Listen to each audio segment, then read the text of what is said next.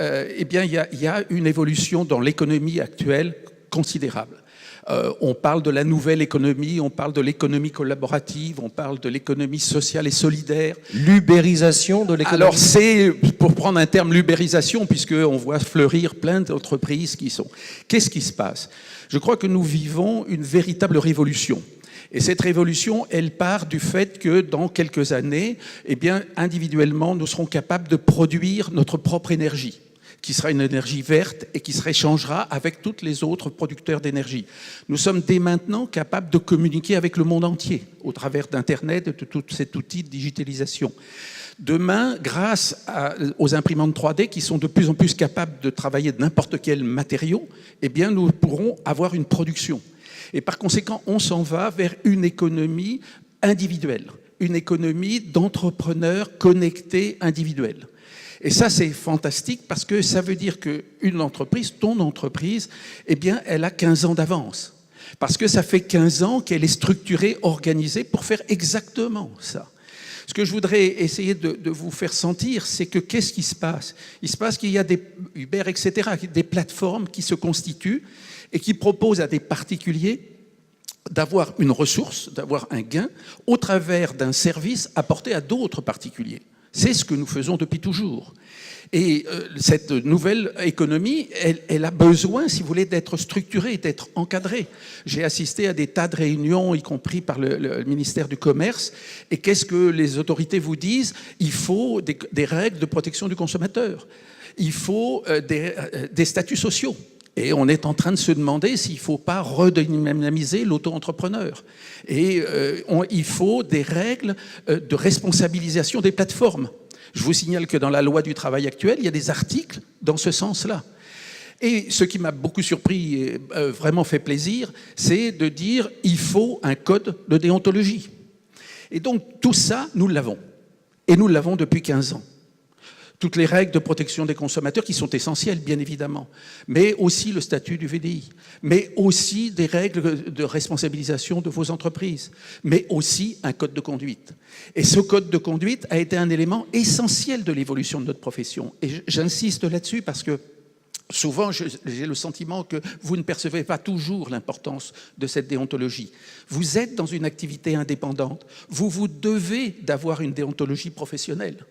Et cette déontologie professionnelle, lorsqu'elle s'est exprimée, effectivement, j'ai écrit avec mon prédécesseur en tant que président de la Fédération européenne ce code. Je l'ai fait voter par l'Assemblée européenne, puis le premier pays, je crois bien au monde, en France, en le faisant voter par l'Assemblée en 1995, nous avons mis en application ce code. Moi, ce que je peux vous dire, c'est que ça a changé radicalement l'image de notre profession. Et que les journalistes, les pouvoirs publics, les politiques, du jour au lendemain, nous étions des personnes fréquentables. Parce que nous appliquions des règles professionnelles et nous avions des structures pour le faire respecter. Les réunions de cette commission sont très bien préparées, c'est des cas très intéressants qui valent réflexion, mais c'est essentiel que vous, individuellement, vous ayez la protection du fait que dans l'ensemble de la structure FLP, eh bien, quelqu'un ne peut pas déraper sans qu'il se passe quelque chose. Et que par conséquent, vous soyez protégé dans les efforts que vous faites, dans le développement d'activités que vous avez et que vous puissiez bâtir sur le long terme. Et ça, c'est évidemment complètement essentiel.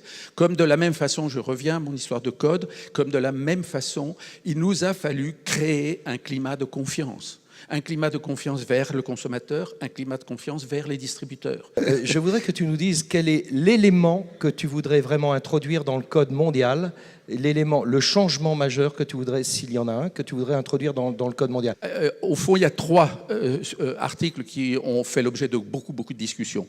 Un article international, c'est-à-dire si une entreprise se conduit mal, par exemple en France, que cette entreprise n'est pas membre de notre association, que cette entreprise est simplement membre d'un autre pays, eh bien, nous devons pouvoir porter plainte. Super. Et donc, on a mis en place une structure sur la base évidemment des administrateurs du code de chaque pays, avec le fait que l'entreprise paiera les frais de cette analyse. Génial, voilà. Génial.